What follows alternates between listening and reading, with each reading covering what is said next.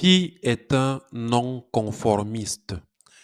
Pi est un non-conformiste. C'est l'une des affirmations qui ressort de la communication du 19 février de l'accord Team à travers Madame ou Docteur Cheng Diaofan qui, dans ses affirmations sur la vidéo qui est disponible sur le YouTube de l'accord Team et sur le site, a dit que Pi est un non-conformiste. Cette affirmation nous amène donc à une analyse dans laquelle on va prendre cette affirmation dans le contexte de ce qu'elle a dit de manière générale. D'abord, on va mettre en avant l'affirmation dans le contexte à travers la citation qu'elle a exprimée ou les paroles qu'elle a exprimées dans la vidéo. Alors, dans la vidéo, elle dit Pi est non conformiste. Ça, c'est l'intitulé ici et ça ressort quelque part dans la vidéo tel que vous pouvez le voir en bas. Donc, elle affirme précisément que c'est un projet qui a toujours été unique. C'est un projet qui a toujours été unique. Certains pourraient le trouver différent. Oui, il l'est. Pi est un non-conformiste ou Pi est un projet non-conformiste. Plusieurs innovations viennent des non-conformistes qui défient les normes, les conventions et les pratiques établies. Plusieurs innovations viennent des non-conformistes qui défient les normes, les conventions et les pratiques établies. Donc, voilà ce qu'elle a affirmé et l'un des éléments qui retient notre attention et qui fait l'objet de beaucoup d'analyses dans la communauté, c'est l'affirmation selon laquelle Pi est un non-conformiste. Dans la vidéo même, elle donne des explications par rapport à cette affirmation-là et on va donc s'attarder sur ces explications-là, les détails liés à cette affirmation-là. Il est clair que Pi est un projet qui fait exception de par tout ce qui a caractérisé ce projet-là. Donc, c'est un projet qui a mis du temps pour être déployé. Et donc, dans le fait de dire qu'il est non conformiste, il y a tous ces détails-là qu'on va donc voir un à un.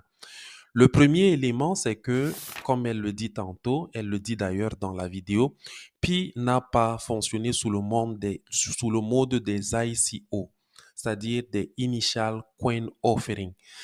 Les ICO, c'est une pratique dans l'univers crypto, une pratique du lancement des projets crypto qui consiste à organiser une vente particulière pour lever les fonds et soutenir le listing du projet.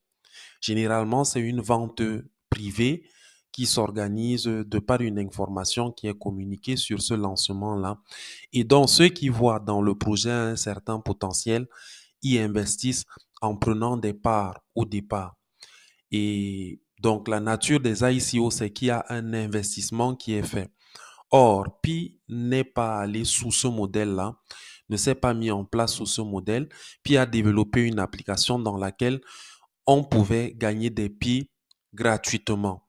Il suffisait juste d'être assidu sur l'application chaque 24 heures, d'appuyer le bouton de minage et de là, nous gagnions des Pi en fonction du taux de minage qui s'imposait au fil du temps.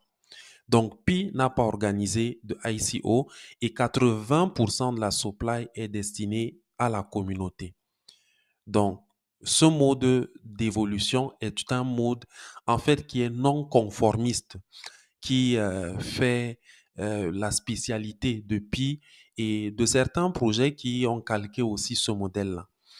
Donc, le deuxième élément qui fait le non-conformisme de Pi ou bien sa particularité, c'est que Pi s'est donné du temps pour son développement.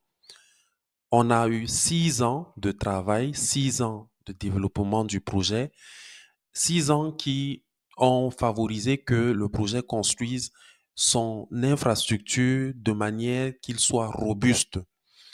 Ces 6 ans de travail ont conduit à développer l'écosystème. Ces 6 ans de travail ont consisté à s'assurer que toute la technologie de Pi soit assez robuste, assez forte pour accueillir un réseau principal ou bien pour se déployer sur le réseau principal. Donc, aucun projet crypto n'a pris autant d'années que que Pi comme ça pour d'abord se développer et se déployer. Généralement, il suffit juste de rédiger un livre blanc, de d'avoir de faire un smart contract et puis après quelques petits détails là, comme elle le dit dans la vidéo, il suffit de ça, on peut se lancer et après on peut construire après. Mais Pi a adopté un modèle où il fallait d'abord construire avec patience avant de se déployer comme ça s'est fait le 20 février. L'autre chose qui fait l'exception avec Pi, c'est le Enclosed Mainnet, c'est-à-dire le réseau principal fermé. Donc, elle ne le dit pas directement dans la vidéo, mais c'est un aspect qui est l'une des marques, l'une des identités particulières de Pi, celle du Enclosed Mainnet, c'est-à-dire une période où on est déjà sur le réseau principal, mais on le garde fermé le temps de consolider, de favoriser la maturité d'un certain nombre d'éléments. Donc, pendant la période du Enclosed Mainnet, la Core Team s'est assurée d'accompagner les développeurs dans la production des applications qui devaient servir l'écosystème, de favoriser que la technologie soit assez mature pour la migration vers le réseau principal ouvert et de s'assurer que les pionniers passent le KYC. Et on en est donc arrivé à un point finalement où tous ces éléments ayant été normalement travaillés, on est donc entré dans le mainnet ouvert. Donc, à côté, l'une des autres choses qui fait l'exception de Pi, c'est que Pi entre sur le réseau principal avec plus de 100 applications déjà prêtes. Et à côté des plus de 100 applications déjà prêtes, on a l'écosystème qui s'étend également à d'autres plateformes, à d'autres infrastructures externes, comme aujourd'hui on sait que Pi a intégré dans son écosystème OKX, Bitget, Get.io et Pionex. Maintenant, le dernier élément du non-conformisme de Pi qui fait vraiment la spécialité de Pi, c'est le KYC et le KYB. La question de KYC, quand Pi l'annonçait dans les débuts, faisait véritablement polémique. Beaucoup de personnes n'étaient pas d'accord avec cette approche-là parce que on mettait en avant la décentralisation ou on mettait en avant l'anonymat, c'est-à-dire le fait de ne pas pouvoir identifier qui est derrière telle opération. Mais Pi a estimé qu'il est important d'adopter une approche où tous les éléments, toutes les personnes qui rejoignent l'écosystème soient des personnes authentiques et vérifiées. Parce que de cette façon, il est possible de préserver un écosystème véritablement sain dans lequel les robots, par exemple, ne viennent pas poser une menace au système et autant d'autres choses. Parce que quand les gens sont identifiés dans les procédures légales également, c'est un atout. C'est un véritable atout. Donc, à côté, on a donc en priorité, en premier, on a le KYC qui concerne les individus qui rejoignent le réseau. Et à côté, après, on a le KYB qui concerne les entreprises qui rejoignent le réseau. Et la Core Team publie d'ailleurs sur son site quelles sont les entreprises qui ont passé le KYB et avec lesquelles on peut interagir dans le cadre de nos opérations en Pi. J'ai cité tantôt les exchanges qui font partie maintenant de l'écosystème Pi Network. Donc, voilà un peu le sommaire de cette communication que la Core Team a faite à travers, en fait, le docteur Cheng Diao Fan a fait et dans laquelle elle exprimait donc le fait que Pi soit un projet non conformiste.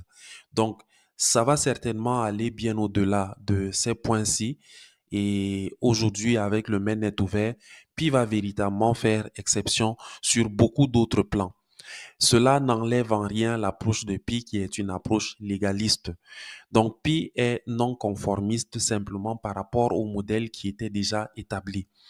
Donc, il faut aller au-delà des conventions, il faut aller au-delà des schémas qui existaient déjà et apporter une plus-value qui permet à l'écosystème crypto de pouvoir mieux mieux se déployer, mieux fonctionner tout en assurant véritablement la sécurité de tous ceux qui intègrent l'écosystème. Donc voilà un peu quelques analyses liées donc à cette affirmation et je nous souhaite, si jamais il y a d'autres idées que vous avez par rapport à ce qu'inspire cette affirmation, vous pouvez les partager en commentaire. On est ensemble, la famille. Je suis votre serviteur théologien Simansou.